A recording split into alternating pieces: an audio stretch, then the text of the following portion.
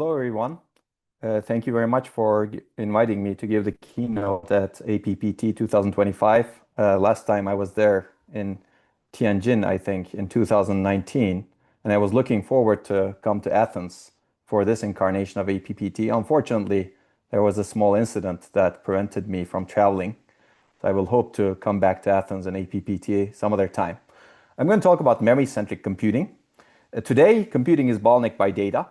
All applications, including machine learning, genomics, many interesting applications that we're developing today are data intensive.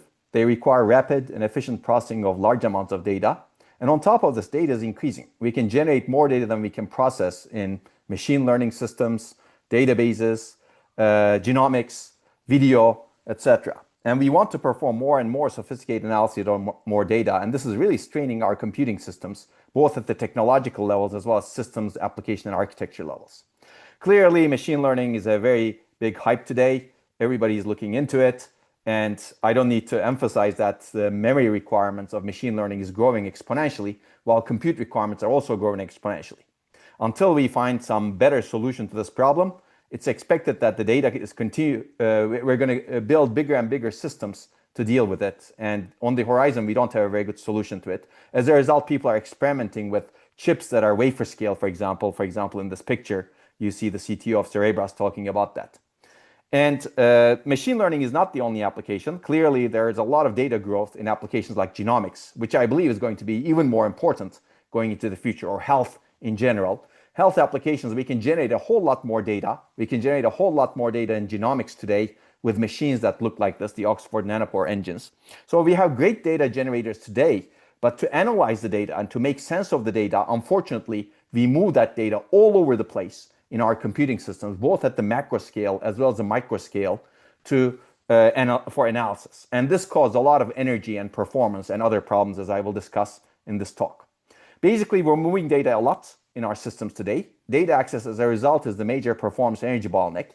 And unfortunately, the way we design our systems, we move a lot of data, which exacerbates that energy waste. We keep wasting energy by moving data between the processor and memory, for example, or processor and storage, or processor and center, so that we can actually process the data. And this also causes a lot of performance loss, in fact, but we understand it, and we try to overcome this performance loss as much as possible by complicating our systems.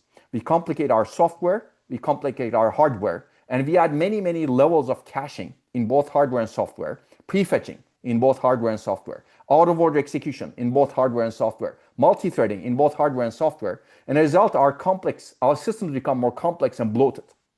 And all of these mechanisms to tolerate the data movement in terms of performance, unfortunately, add more complexity to the system. They make our systems bigger and bigger in terms of, again, both hardware and software. And this is clearly not good for energy when these mechanisms don't work.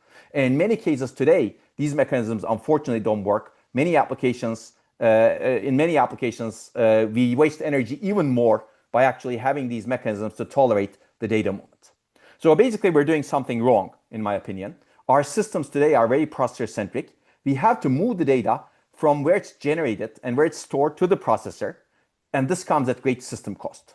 I'm going to give you some example numbers soon, but if you look at this picture, which I drew in 2008, today the picture has changed a little bit, but if you look at the picture, you see processing units, cores, the red parts. These could be heterogeneous accelerators today. They are connected to each other via some memory hierarchy and interconnect, and most of the hardware real estate of the system is spent on the memory hierarchy on the interconnect. The caches, interconnects, other interconnects, memory controllers, other interconnects, shared memory, other interconnects, and then SSDs and storage, and then other interconnects. So if you do the calculation, more than 95% of hardware real estate of a single node is dedicated to storing and moving data. Now let's take the hat of a 10-year-old kid and show this picture to a 10-year-old kid and ask them whether memory and storage should be their bottleneck, because we're spending more than 95% of our hardware real estate. A smart person, or a reasonably smart person, would say this should not be your bottleneck. But unfortunately, we are still bottlenecked by memory and storage. Let's take a look at the performance impact of this. Even though we design systems that are actually dedicating almost all of their resources to alleviate the memory and storage over bottlenecks, this is data reported by Google in 2015 on, according to them, all of their data center workload. It's a beautiful ISCA 2015 paper. And if you look at this, most of the if you look at their results, most of the time, a state-of-the-art system at the time is waiting for data. It's not doing anything useful apart from waiting for data. It's doing what it's supposed to do, finishing instructions, retiring instructions, only 10 to 20% of the time. Now let's take the hat of a 10-year-old kid again and ask the question. We are designing these systems. Their goal is to finish instructions. Are these good systems if they're accomplishing their goal only 10 to 20% of the time? And if you ask this question to an honest 10-year-old kid, they will be brutally honest with you and they will say, design something else. Because you're doing something wrong, apparently. Your system is efficient only 10 to 20% of the time. And I think we should be thinking like a 10-year-old going into the future, because we have a lot of demands from our computing infrastructure today. And we need to improve performance, we need to improve energy, and we need to improve sustainability all at the same time. We don't want to waste anything today. And as a result, we should be designing systems in a different way. So that was performance. If you look at energy, the numbers are even worse. These are numbers from Bill Daly, who is the chief architect or chief scientist of NVIDIA today. And you can argue with these numbers. It's okay.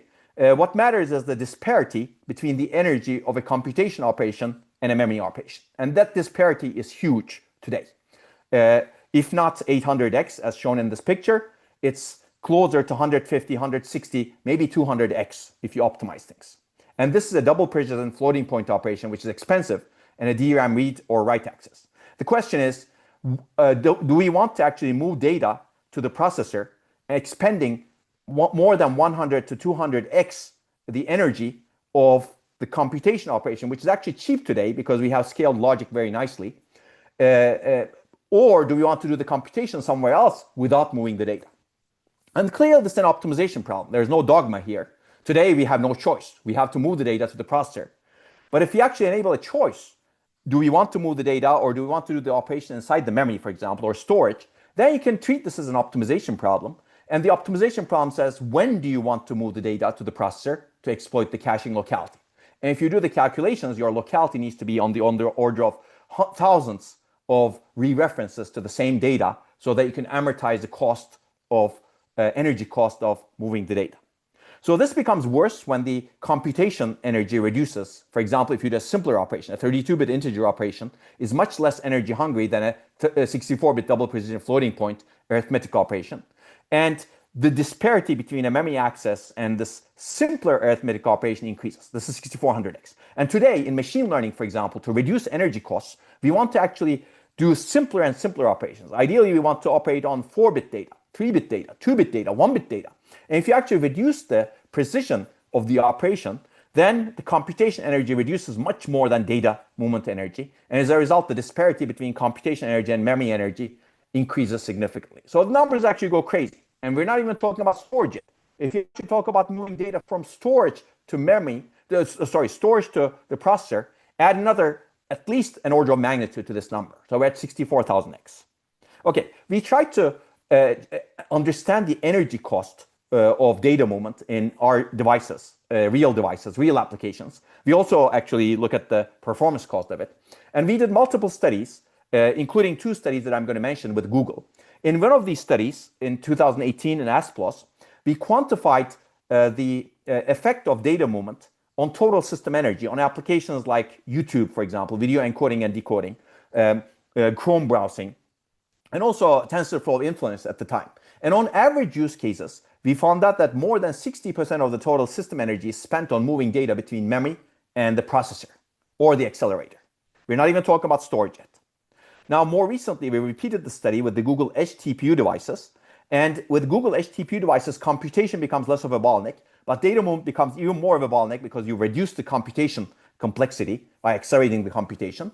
And unfortunately, memory becomes an even bigger bottleneck. And we found out that on large machine learning models employed at Google on Edge TPU devices, more than 90% of the total system energy is spent on memory. This is just a glimpse of the data. If you look at the time, the large machine learning models are LSTMs and transducers. And we found out that most of the energy is really spent on DRAM and off-chip interconnects.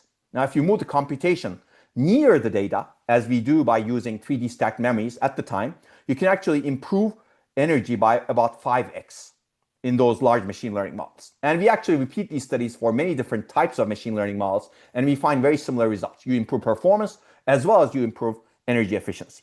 So this is near memory processing, which I will talk about, but this is a foreshadowing because we may not have a lot of time to talk about near memory processing, because at some point I'm going to pick one path to choose. And if I were there live in person, I would ask you which path you want to choose, and we'll get to that.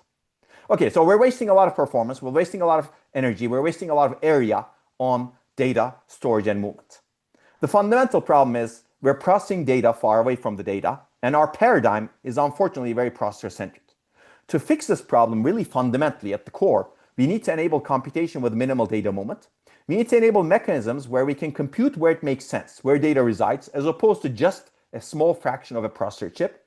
And we want to make computing architectures more data-centric than processor-centric. And clearly, there are many places where we can do computation. This is an example potential SoC that could be in your cell phone. And if you look at today's SoCs, where we do computation is very limited. We actually do computation on a very small fraction of SRAM dominated chiplets. Even the large amounts of SRAM over here, which dominates the area, cannot do computation. And then there is DRAM main memory, where we cannot do computation today. And then there is storage, which is really the darkness, where we don't do computation. And then there are sensors where we don't do computation. Our goal is to enable computation everywhere, and then enable a choice to the system such that we can do the computation at the right place to maximize a metric. Performance, energy, sustainability, whatever your metric is, you can actually orchestrate the computation to happen at the right place. And we want to enable those choices. I'm not suggesting that computation should not be done in the processor chip. That's one of the possible places where computation should be done when it makes sense to do so. So in the rest of this talk, we're going to treat memory as an accelerator, and we're going to look at a model where CPU is still kind of the king in a sense, and CPU offloads computation to many different accelerators that we're building in the system. Today, we know how to build accelerators, and we know how to program the accelerators reasonably so. We know how to compile into accelerators. We need to do more research on that, but it is possible to do so. We're building these processor-centric accelerators. Why not build some memory-centric accelerators that sit on the other side of the memory bus? We're going to look at this model. Even with this model, adoption will be a challenge, but there are even more forward-looking models where you can actually distribute computation, and you can have equals. You can have every computation unit as equals in the system. And you can have a distributed operating system, etc. That is going to be very interesting, but we're not going to get to there at least in this talk. Let's start simple so that we can actually be more adaptable. So we're going to focus a lot on memory and storage, especially in DRAM. And we're going to try, there are many questions even when you want to offload things to DRAM. So basically, how do we design the compute capable memory and storage and the controllers? Once you have done that, how do you rethink the processor and communication units? How do you rethink them? Do you actually need to have huge memory hierarchies, for example, in the processor at this point? How do you enable the software and hardware interfaces? How do you design them so that you can take advantage of this computation easily at the higher levels of the software stack without emolling the programmer as much as possible? How do you rethink the system software compilers and languages such that this becomes easily adaptable and also much more efficient? How do you rethink your algorithms such that they can match the computation capability of the devices underneath that are compute capable? And my favorite here is the theoretical foundations of computing. If you actually have taken a theory of computing course, algorithmic complexity course, what you do today is count operations. You have the big O notation, big data notation, and there, the complexity of an algorithm is determined by how many operations you have, orders of magnitude. Okay, is that the important thing? What I said earlier is basically goes against that. Essentially, the more important thing is really data movement in our system. So maybe we should really develop a theory of computation that's much more data-centric, that can be much better representative of memory-centric computers that we want to develop. That theory doesn't exist yet. And if someone develops that theory, I think that's going to be extremely important for computer science. So you can see that this across the stack problem, spanning all the way from algorithms to devices and many layers in between, as well as theory. But I believe we can get there step by step, and I'm going to give you some examples of potentially getting there step by step in this talk. But I believe going forward, we need a whole lot more research across the stack in using a memory-centric mindset. Okay, I should also say that we're not the first ones to think about processing in or near memory. This is a very old idea, especially processing near memory is a very old idea. And these folks, William Kautz in 1960s, and also Harold Stone, who has a beautiful high-performance computer architecture textbook in 1960s, have written papers about it. What they advocated was putting logic close to memory, designing these separately, but putting logic close to memory such that you can actually improve bandwidth and cost. So what has changed today? People have looked at this idea multiple times in the 6 decades that have passed. But unfortunately, today we have nowhere to escape. Basically, I've already described you the situation from the application of systems. In the application of systems, we are very much dominated by data movement today, and it's going to increase and increase and increase. And at the same time, people are different today. We want performance, we have energy efficiency, and we want sustainability all at the same time. We don't want any trade-off between these because we don't have room for trade-off anymore. And we can improve all metrics by minimizing data movement. So today, applications and systems are pushing us to be more data-centric. At the same time, I believe we're at a point today where we're having huge problems with memory technology, and we don't have extremely good memory technologies in sight. DRAM and flash technology scaling is not going well, especially DRAM I'm going to focus on. For example, there are issues like RowHammer, row press, and these scaling issues are actually demanding intelligence, computation capability inside memory, and industry is finally reacting to this. And there are also potential emerging technologies that can enable new functions in memory like matrix vector multiplication. So these need to be encouraged and enabled at the system level.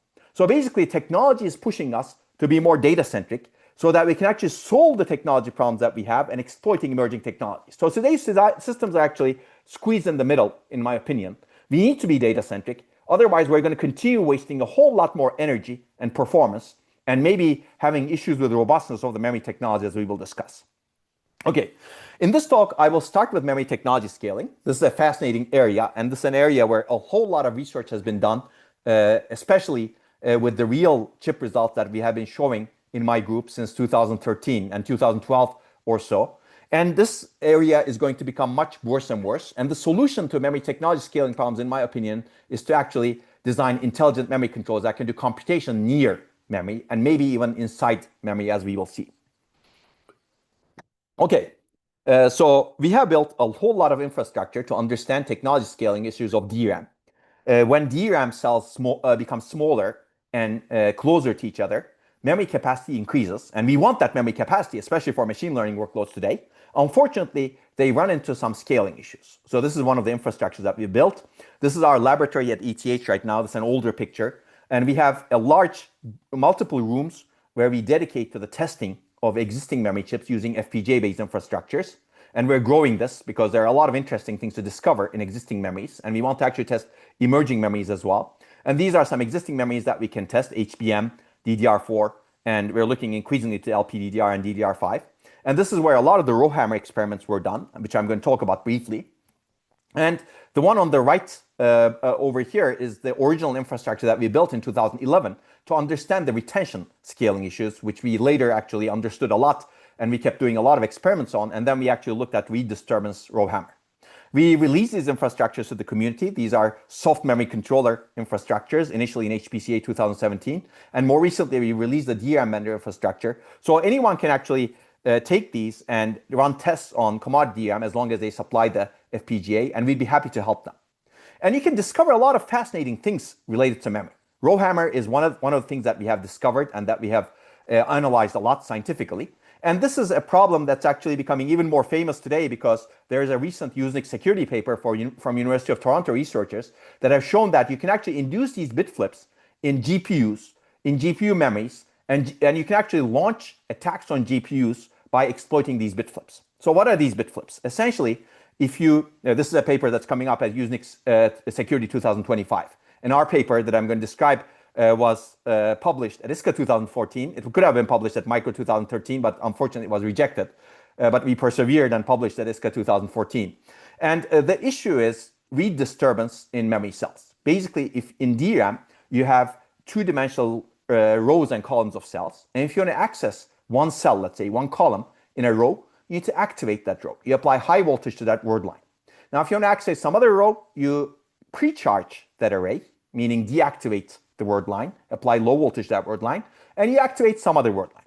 Now, in DRAM, if you repeatedly activate and pre-charge the same row using operational conditions without violating anything, it turns out this repeated activation pre-charge, activate pre-charge, activate pre-charge, activate pre-charge, activate pre-charge, activate pre-charge. With every activation and pre-charge, you induce disturbance in nearby cells. And some cells that are vulnerable in physically nearby rows get corrupt. They lose their charge little by little with every activation. And if you can perform enough activations in a refresh interval before the cells get refreshed, some cells deplete their charge, so they get corrupt data. So they lose their data. Essentially, this is silent data corruption. You may not be able to detect it in existing systems. We have done a lot of work that I'm not going to go into. And we call this the hammered row, and we call this the victim row. And we show that essentially all DRAM chips are vulnerable. And this becomes much worse as DRAM cells become smaller and closer to each other, which happens with technology scaling, which buys us more memory capacity. And we have shown over the course of the last 10 years or so that the number of activations needed to induce a bit flip has reduced by more than 100x, which means that solving this problem is more difficult. Detecting this problem becomes more difficult at low performance overheads. I'm not going to go into a whole lot of solutions, etc., but this is our original RowHammer paper, which was published in ISCA 2014. And a lot of work has built on it over time. One of the areas where work has built on is security. And many security folks show that using these RowHammer bit flips, you can take over a system. You can read data that you don't have access to. You can break out of virtual machine sandboxes. You can actually corrupt important data. You can render machine learning inference useless, which is actually the subject of the recent Usenix security paper that I mentioned in 2025 that shows that these bit flips are exploitable in existing GPUs that do machine learning inference and also training. You can also steal secret data like cryptographic keys and machine learning modern parameters. So this is fascinating in the security community, but it's more a broader issue. It's not just a security issue, but it's a more robustness issue, safety issue, availability issue, reliability issue, and a scaling issue. So this problem becomes worse, and there are other redisturbance mechanisms as technology scales to smaller technology nodes. 2 years ago at ISCA 2023, we introduced the concept of row press. And row press is the disturbance mechanism. It's a completely different disturbance mechanism than RowHammer. In row press, instead of activating a row at the maximum possible frequency that's permitted by the data sheets, you keep a row active for longer than some time. For example, you can exploit row buffer locality, but still within the amount that is allowable in the data sheets. And if you do that, this keeping the row active actually causes another path, another charge leakage path through the passing gate of the transistors. And as a result, you actually don't need to activate the row as many times. So you can actually induce bit flips with much lower activation counts. In fact, in extreme cases, if you keep the row active for 30 milliseconds, we show that you can actually have bit flips with a single activation. This is fascinating. You activate the row once, wait long enough, and you get bit flips in adjacent rows. So this makes the mechanisms to treat redisturbance with bit flips much worse, basically much more difficult to implement. And also, who knows what else is lurking in the future. That's why we build this testing lab and we try to understand what's going on. So basically, why am I telling you all of this in a processing in memory talk or memory-centric computing talk? Basically, the reason is solutions to these problems at the device level and circuit level is very, very expensive, at least in today's technologies. So we need to build computation-capable, intelligent controllers to fix these problems, where the controller understands the needs of the memory, understands the access patterns coming from processing units, and basically becomes a traffic police, essentially tries to ensure that the memory works correctly despite any type of access pattern coming from computations. That's why we need an intelligent controller, and I believe this is a very good example of processing in memory. And we have argued this for a long time. We were invited to write this IMW, International Memory Workshop paper in 2013, and we wrote a paper saying that these scaling issues will become much and much worse. At that time, we didn't publish the RowHammer paper yet, so we didn't talk about that. But we basically said that if you want to scale memory to the future, we need intelligent controllers. We need computation capability in memory. We were more recently invited to write another paper to International Memory Workshop, which I presented when I was able to walk at the time at Monterey. And we basically said this issue has become even worse, and it's going to become even worse. So we need much more memory-centric computing systems. A lot has happened over the course of 12 years, and industry is actually finally on a little bit on the right path. But we need to be a whole lot memory-centric in our approach. And we called it the solving computing's memory problem. And I believe computing has a memory problem. Computing's energy problem is actually mostly a memory problem. So our problem is actually a memory problem, and we need to actually solve the problem by identifying it accurately. Okay, the good news is a lot has happened over the course of 12 years. After we published our paper on RowHammer in ISCA 2014, in ISSCC 2023, finally, a DRAM manufacturer, a major DRAM manufacturer, SK Hynix, published a paper acknowledging RowHammer as a key problem in scaling modern memories. And they actually described some solutions. I will not go into the details of the solution, but the solution direction and also some of the solution techniques are actually what we have proposed in our original ISCA paper as well as later papers. And basically, they put an intelligent controller inside the DRAM chip.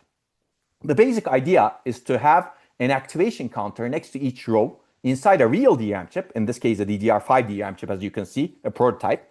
And internally, there's a controller that counts the number of activations, hopefully accurately and appropriately, taking into account all kinds of read disturbance, noise, temperature, voltage, etc. effects, and increments the counters accordingly. And when the counter is above some threshold, it takes a mitigating action, which is probably a preventive refresh in adjacent rows so that adjacent rows don't get bit flips. So this is a computation unit inside memory specialized for the task of maintaining memory such that the memory does not have RowHammer bit flips. I believe we need more and more such computation units to maintain memory going into the future. These need to become even more intelligent and intelligent. And the good news is industry is reacting to this. This was actually standardized in JEDEC in 2024 as per row activation counting. You can argue whether the solution is the best solution or not, but I believe the solution direction, putting intelligence on the memory side, a more memory-centric solution direction is the right approach going into the future. But we need to free the memory to be more independent going into the future as well. The question is always, are solutions good? Are we actually enabling enough autonomy in the memory? And we actually have solutions like self-managing DRAM to enable more autonomy, which are more memory-centric.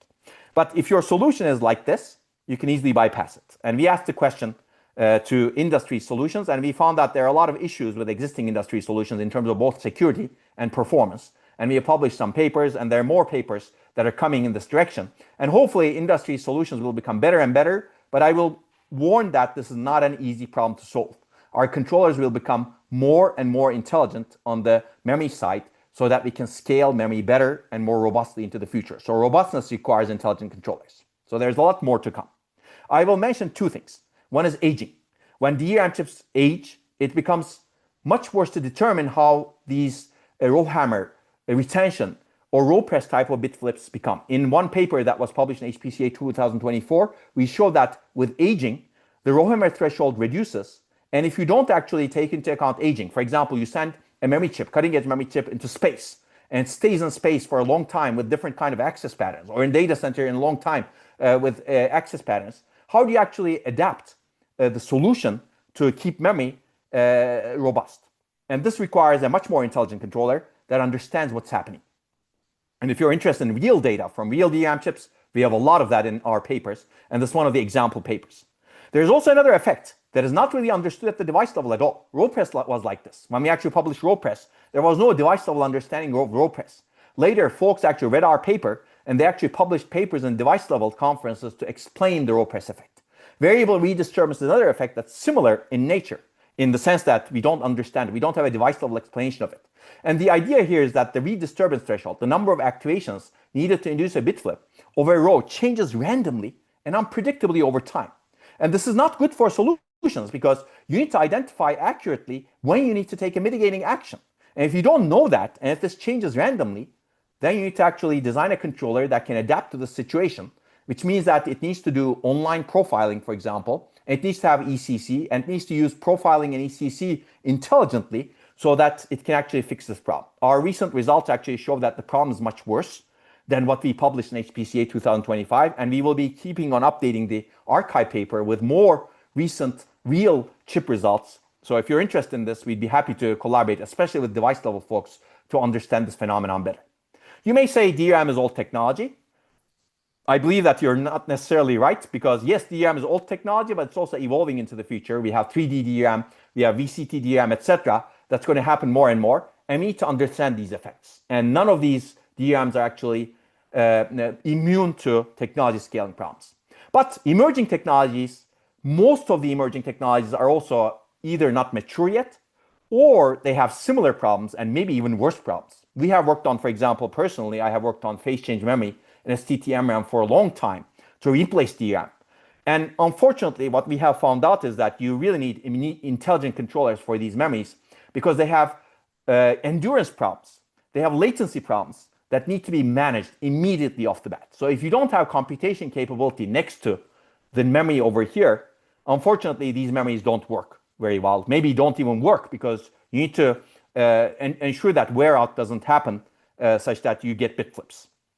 Okay, that's why we keep building our laboratory for understanding memory. And that's why we keep open sourcing our infrastructure to test memory. And we believe there is a whole lot more to discover over here. And even though our original paper when we submitted to Micro 2013, the RowHammer paper was rejected. And one of the rejection reasons was, oh, this is not an architecture paper. The solution should happen at the circuit and device levels. DRAM manufacturers should solve this problem.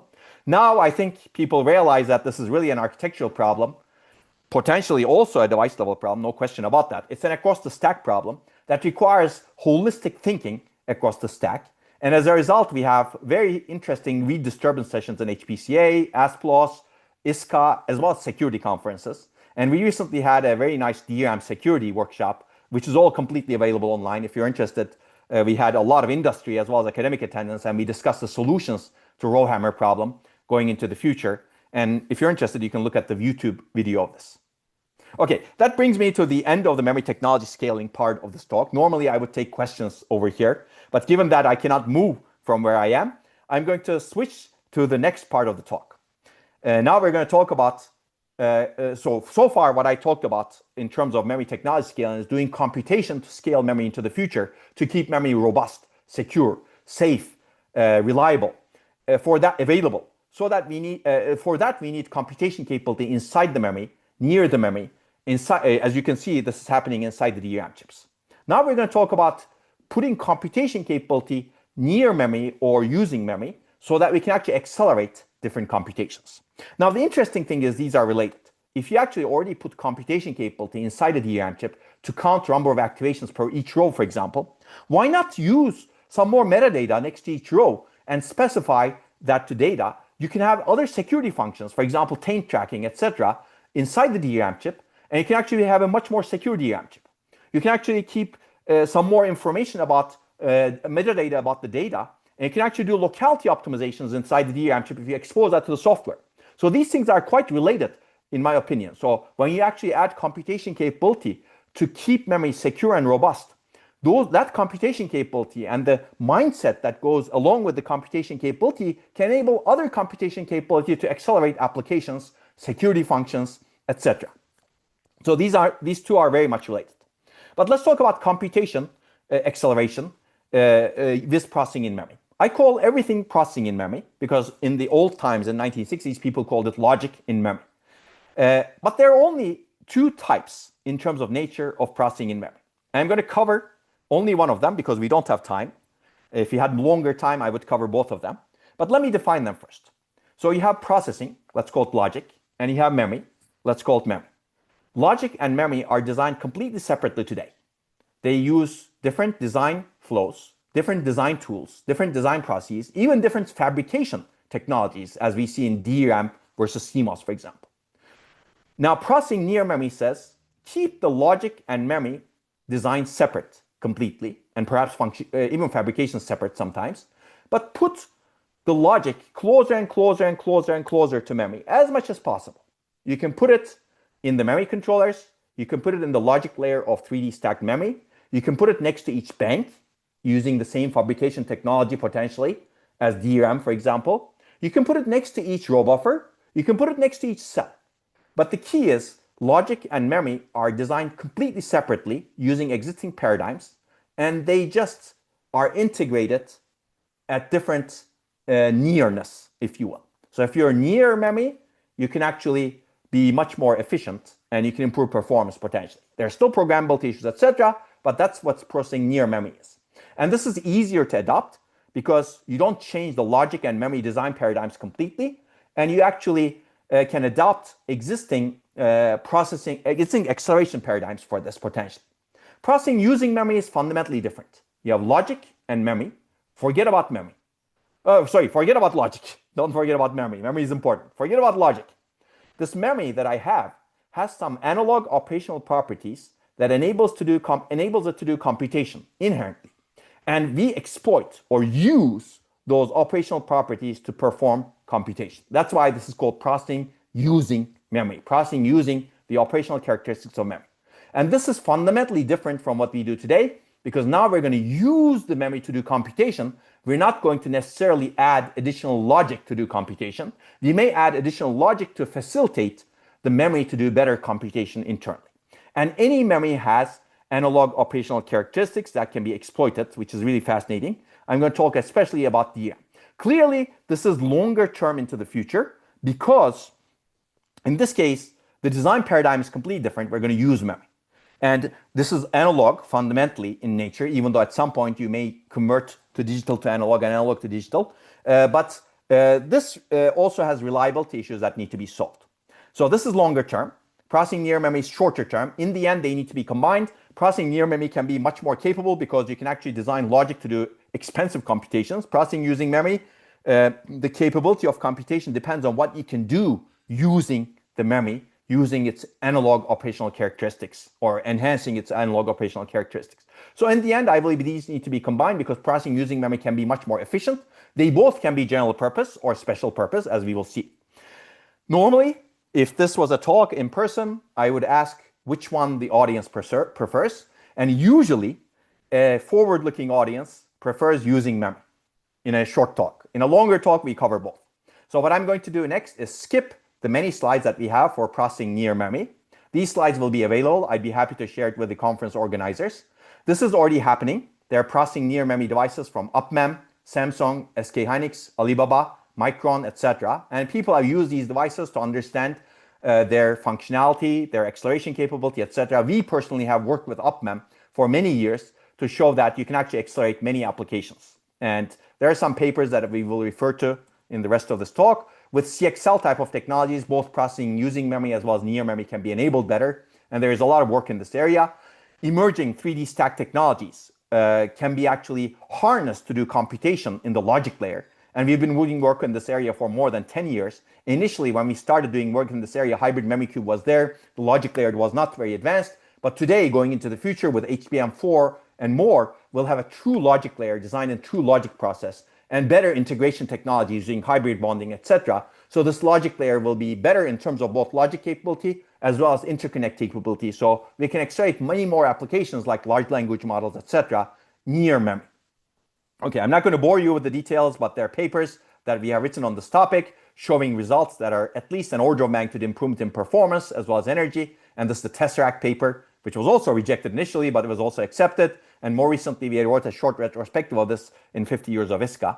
You can accelerate graph pattern mining more holistically by doing algorithm architecture co-designs. You can accelerate machine learning inference, as we have shown with Google. I'm going to skip some of these slides. You can certainly look at this in some other talks that I have. But again, you can have factors of improvement, both energy and performance, as well as area efficiency.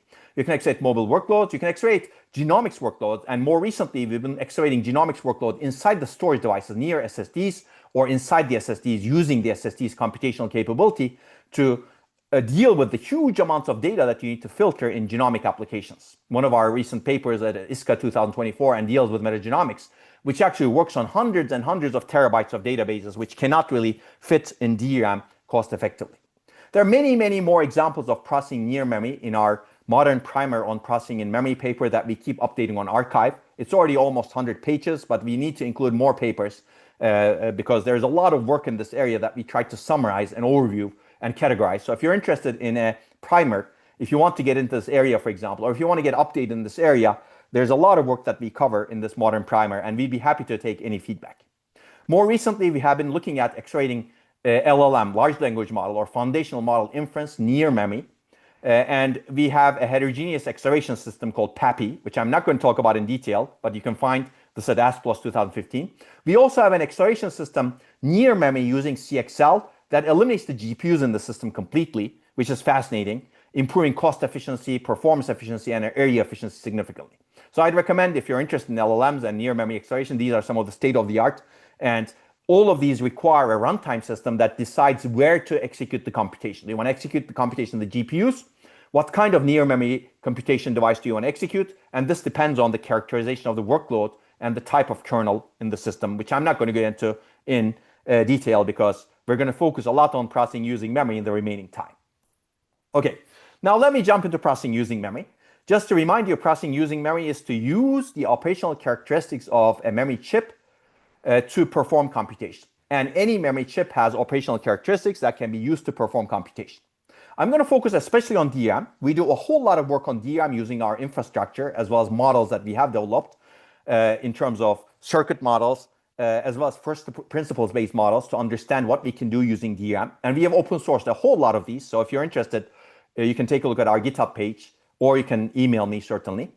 But we also have a lot of work on flash that shows very similar functions that I'm not going to talk about, but I'm going to flash a couple of papers related to this. These are using real devices as well as simulation.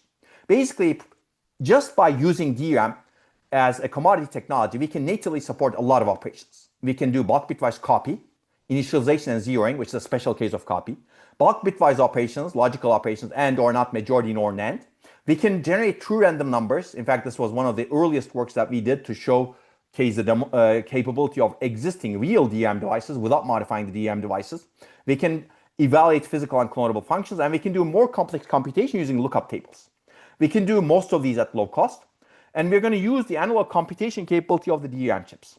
Fascinatingly, the key idea, if you activate multiple rows in sequence or in parallel, you perform either data movement across rows or you perform computation across rows. That's the key idea. Circuit theory supports this, as we will discuss, but fascinatingly, even in commodity off-the-shelf DRAM chips, without any modifications, you see the functions that we have proposed. By violating the timing parameters in the memory controller, without changing the DRAM chip, without changing the DRAM interface. And we see huge performance, energy efficiency improvements. This will become even huger at the application level, as we will see. So let me give you some examples of this. Let's start simple by cheating. We're not even talking about computation. We're going to talk about data copy initialization, which is actually a really important function that we have in many systems today. There's a lot of applications that need data copy initialization. And Google, in their ISCA 2015 paper that I mentioned earlier, they basically said these two function calls, memo and memcopy only, occupy 5% of the data center cycles in all of their data center workloads. This is amazing. Two function calls, 5% of the data cycles. And this is not the whole data moment, whole data copy initialization, just these two function calls. There's a whole lot more data copy initialization that may happen outside of these function calls. And in the same paper, they referenced our paper that I'm going to describe, which was published in 2013 at Micro. They didn't reject that one. It was rejected from ISCA in 2013. Basically, in that paper, we showed that you can copy data very efficiently. And in Google's paper in 2015, they said that we need more approaches like this called row clone that I'm going to describe. So let's take a look at a copy of 4 kilobytes, let's say, a page granularity copy. If you want to copy this white page to this gray page in memory, what do we do today? We have to go through the CPU, at least through the memory controller. You need to actually load the source page byte by byte into the CPU, at least the memory controller, usually the L1 caches, and then load the destination page byte by byte into the memory controller, at least, or the L1 caches, at least the memory controller, do the copy and write back the destination page into memory byte by byte. So we actually cause a lot of data movement to do the copying from source to destination. Now let's take the hat of a 10-year-old kid. Tell the 10-year-old kid the source page and the destination page are close to each other in memory. How would you copy them? And maybe they will come up with copying them like this inside the memory. But if you tell them how you're actually doing the copying, they will say, why don't you just do the copying inside the memory? I hope they will be brutally honest with you. I think going forward in the design of systems, we need to be brutally honest with each other and discuss where we actually expend the energy. This is one place where we expend the energy. And the solution is do the copy inside the memory. And this has a lot of benefits, clearly, that I will not go into, but I'm going to show you a mechanism that in the best case gets you more than an order of magnitude improvement in terms of latency and more than close to 2 orders of magnitude improvements in terms of energy inside DRAM. And the idea is row clone. You could do this at smaller granularities. I'm not going to talk about. You could do this bank to bank, etc. But what you could do almost immediately in existing DRAM chips is copying the data within a single subarray. This is the same subarray that we saw in the RowHammer picture.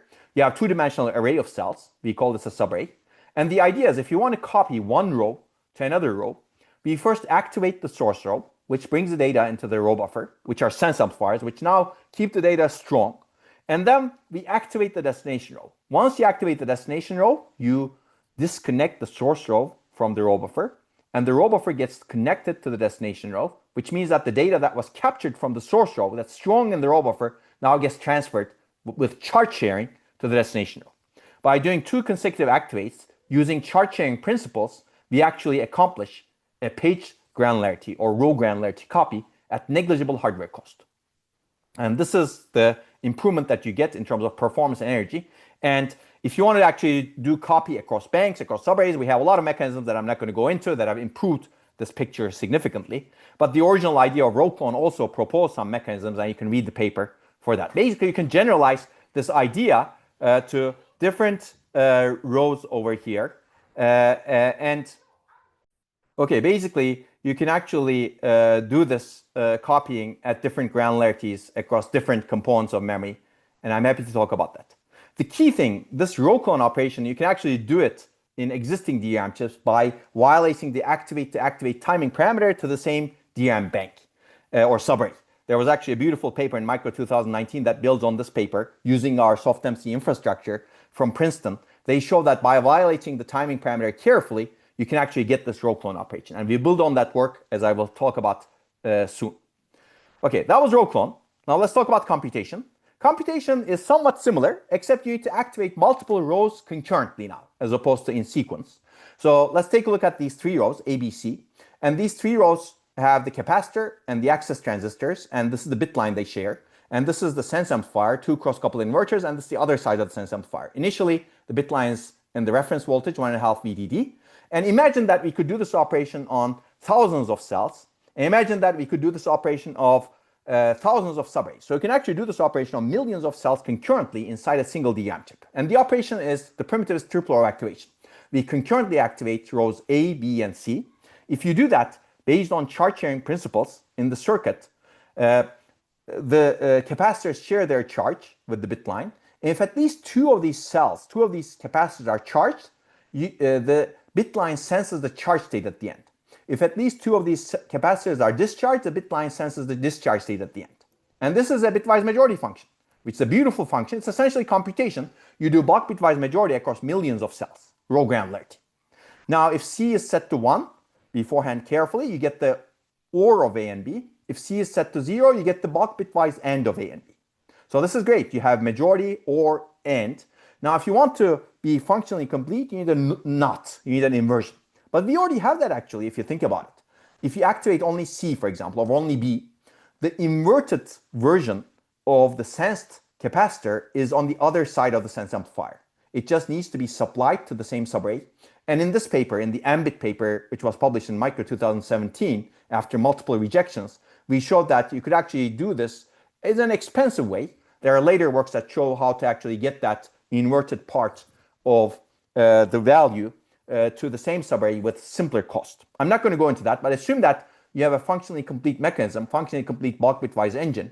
You can actually map your algorithms nicely to this bulk bitwise operation engine. You can improve performance and energy significantly, especially on applications that are written carefully for bulk bitwise execution, like databases, for example. In fact, there are many applications apart from databases, bitmap based applications. Bitweaving is the database that we accelerated. Bitfunnel, which is Microsoft web search engine. DNA sequence mapping. Encryption algorithms like homomorphic encryption, for example. Set operations that we accelerated significantly using these bulk bitwise execution paradigm in DRAM. You get both performance and energy improvements that are huge. This is the AMBIT paper. And this has a lot of impact in the field. A lot of work builds on it, and recommend people to actually build on it in many different dimensions. We have built on it in multiple ways, but there's a lot more work. But I would also say that this is another paper that was rejected 4 times, saying that DRAM manufacturers will never implement it. Now I'm going to describe you some mechanisms that we have developed more recently, and DRAM manufacturers are actually very interested in discussing with us. We have actually scheduled multiple meetings, and we have talked with them multiple times. They're very interested in exploring this direction as a potential direction. So we need to be careful as reviewers, and unfortunately, one of the problems we have in our community is the lack of accountability on part of reviewers. They may make unfortunate comments that are not necessarily scientific and that are impossible to rebut. And unfortunately, they get away with it and delaying scientific progress and hurting student progress. But that's a talk that is separate from this keynote. Okay, we have tried to make this ambit framework or ambit substrate or bulk bitwise execution substrate more programmable. I'll go through these recent works relatively quickly because we don't have a lot of time. But this is a work that was published at ASPLOS 2021. Basically, you can accelerate any operation using bulk bitwise execution. Basically, if you're a hardware designer, you can actually, or software designer, you can express your operation as a circuit and or not logic. It could be convolution, it could be matrix multiplication. We convert this into majority inverter graphs that are used in electronic design automation for superconducting circuitry. And we minimize this graph using those quantum or superconducting circuitry ADA tools that are developed at EPFL, actually, Nani de Micheli's group. We create a microprogram associated with this operation. And now, if you want to do convolution, that convolution operation is associated with a microprogram that can be executed in a bulk bitwise manner using triple row activation, row clone operations, and etc. on the memory side.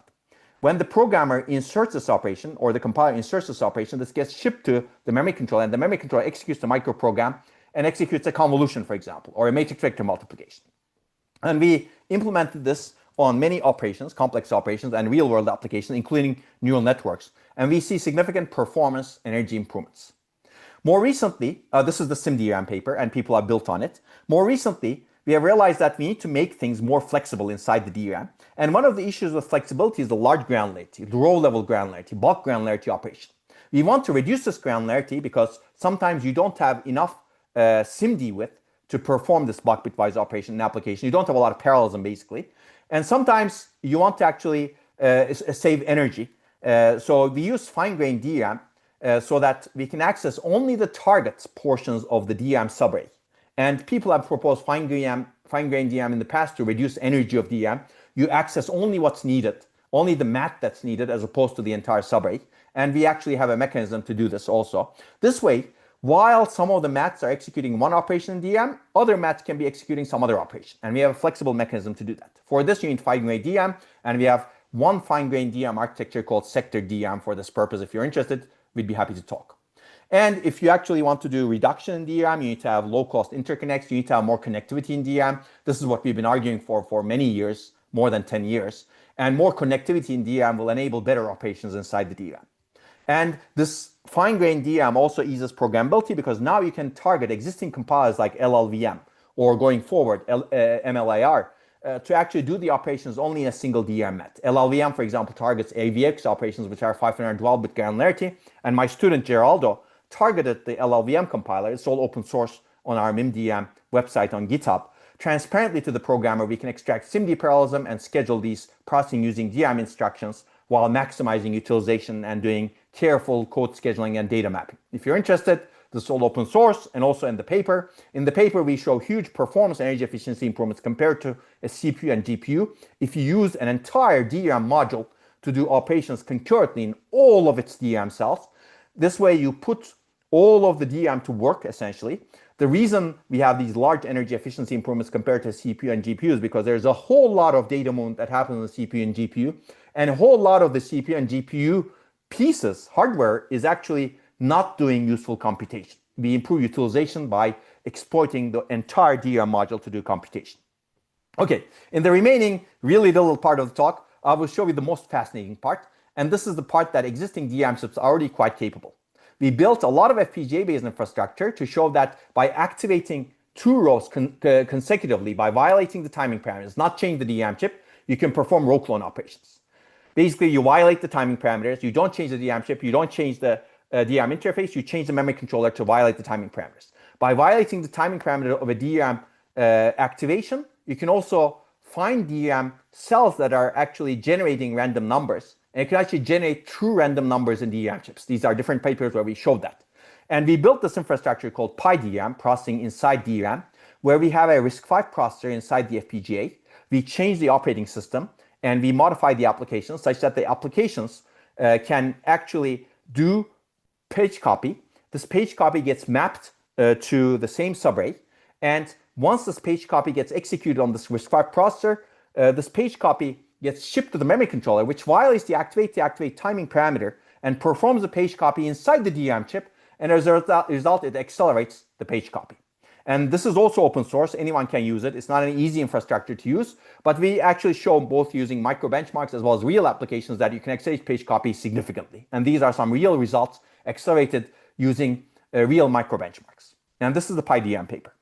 More recently, we have shown in an HPCA paper as well as a DSN paper in 2024 that DRAM chips are already quite capable. In fact, this is a summary of those two papers. We have shown that commodity off-the-shelf DRAM chips, by violating the timing parameters, they can copy one row into up to 31 other rows with almost perfect reliability, as you can see, 99.98%. We can perform the NOT operation with many output operands, and we can perform the 16 input AND, NAND, OR, and NOR operations in existing DRAM chips, which no one has shown before. None of these were shown. So a multi-row copy, very quickly, a single row copy was row clone, and by violating the activate timing parameter, you copy the source row to a destination row by going through the sense amplifiers. Multi-row copy, you need to violate the timing parameters in a peculiar way. And when you violate the timing parameters in a peculiar way, you first activate the source row, and then you do a multi-row activation command, which in a peculiar way violates the timing parameters and activates many rows in the same subarray. And then it copies the source row, which is in the row buffer, to many of those rows. This way you can initialize or copy many rows, data into many rows. And this is almost perfectly reliable, as I will show you. Okay, NOT operation I'm going to skip. I'm going to give you the more generalized version, which is NAND, NOR, AND, and OR. Essentially, these are two subarrays. On the top, we see one subarray. On the bottom, we see another subarray. This is the open bit line architecture that has existed in essentially all DRAM today. And this is a sense amplifier in the middle that essentially is shared by two subarrays, except on two different ends of the sense amplifier. Now, let's take a look at two cells, A and B, on the top subarray, and then X and Y on the bottom subarray. And let's assume that we have the primitive to activate all four of these rows, all four of these cells concurrently, multiple row activation, by violating the timing parameter. The circuit level first principles tell us that the result will be sensed by the sense amplifier. And the sense amplifier would compare the average voltage of A and B to the average voltage of X and Y. And if the average voltage of A and B is greater than the average voltage of X and Y, the top subarray will have 1, the bottom subarray will have 0. Otherwise, the top subarray will have 0, and the bottom subarray will have 1. Essentially, by manipulating X and Y or A and B, you can get a particular function. And this is how we do it. We call the top subarray the reference subarray, and we initialize. Assume that we initialize the voltage values to VDD 1 and VDD over 2, let's say 0.5. The average voltage at the top is 3 VDD over 4. Now we're going to compute a function, X and Y, by enabling all four of these rows concurrently. If you enable all four of these rows concurrently, for the compute subarray to eventually have 1, the voltage levels of X and Y should be both VDD, meaning the average voltage should be greater than 3 VDD over 4. And the only case where that happens is voltage level of X and Y are both 1, which is VDD. Otherwise, you get a 0 value in the compute subarray, which essentially is the end function of X and Y computed in the compute subarray. Now you get the NAND on the reference subarray automatically, because reference subarray is actually the immersion of what you compute in the end compute subarray. Now this is the end function. OR function is really easy, and I'll let you to figure out. This is a nice question that I would ask my freshman class, for example. Okay, so that is circuit theory. We tested this using our DRAM vendor infrastructure by violating the timing parameters on many chips. And we find out that on all major DRAM manufacturers, you can do the row copy, multi-row copy perfectly reliably. This is fascinating.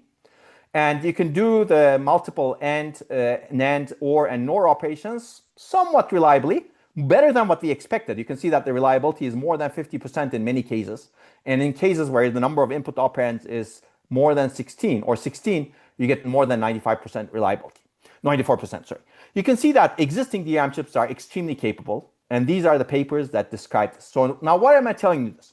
My goal is not to show that existing DRAM chips should be used for this purpose. Our goal was to show that even if you don't do anything at all, you just change the memory controller, you can see these functions in DRAM chips with reasonable reliability, in some cases almost perfect reliability. Now, these DRAM chips are not designed for this purpose. We're abusing them. We're violating the timing parameters. Now, imagine what you can do in DRAM chips if you change the mindset and think about these DRAM chips as a computation substrate and change the DRAM chip, sense amplifier, bit line, row decoder, etc. carefully so that you can enable these operations and perhaps some other operations. I believe there is a huge opportunity over here. And there's a whole lot more we can do using commodity memories that I'm not going to describe. These are some papers that we have written. True random number generation is actually fascinating and can generate a lot of true random numbers. We had a recent IEDM paper, invited IEDM paper, where we discussed recent results in true random number generation. I'd recommend people to take a look at that. You need to do a system design for true random number generation. You can do physical unclonable functions. I'm not going to talk about these. If you want to do more sophisticated operations, you need to pay a little bit more cost and do lookup tables, in my opinion. And there's more opportunity in this area. I'd encourage more people to look into this area. You can do all of these operations, similar concept, but different ways of doing and or in Flash. And in Flash memory, you can do this perfectly reliably because you already have an intelligent controller to manipulate the voltages, etc., based on voltage levels, based on where the data is, based on interference, based on temperature, etc. And that intelligent control we have designed and demonstrate that you can also perfectly do bulk bitwise operations in Flash.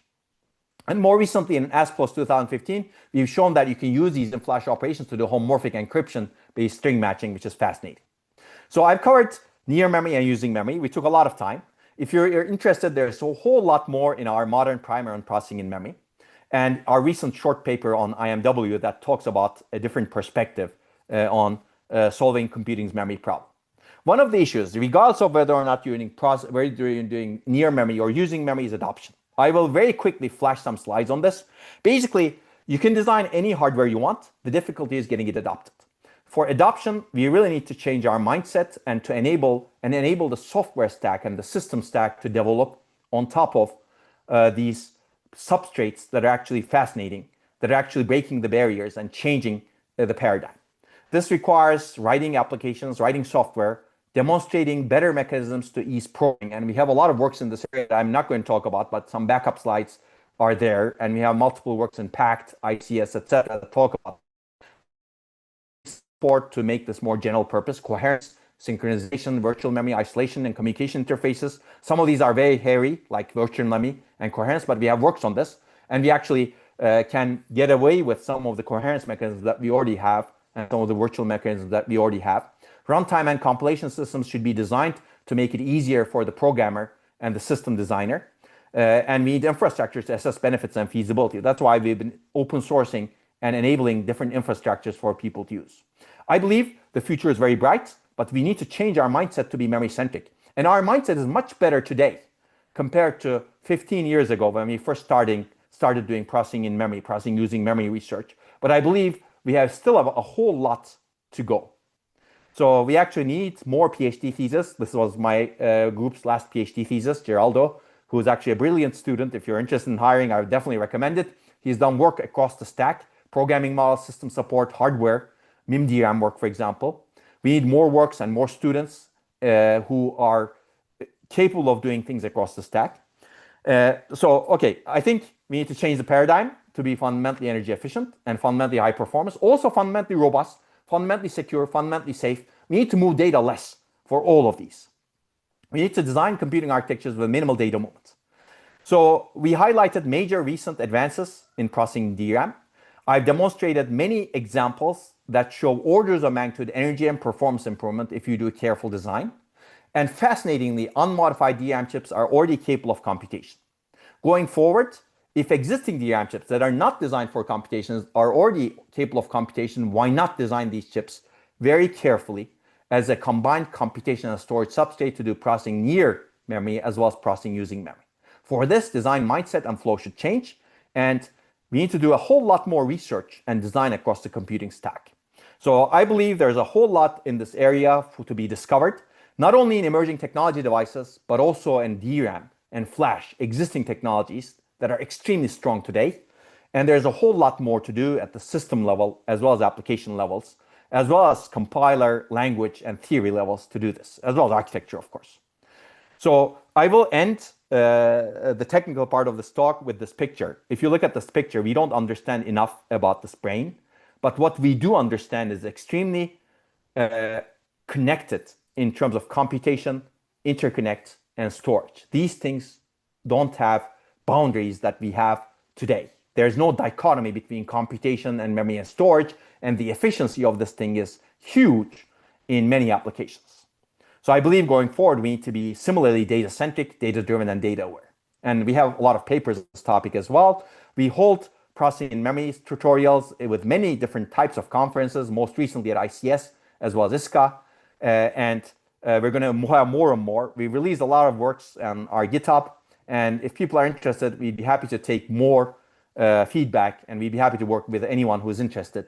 We get a lot of funding from industry. Industry has a lot of interest in this topic, and we'd be happy to get more funding and work with more people who have the right mindset.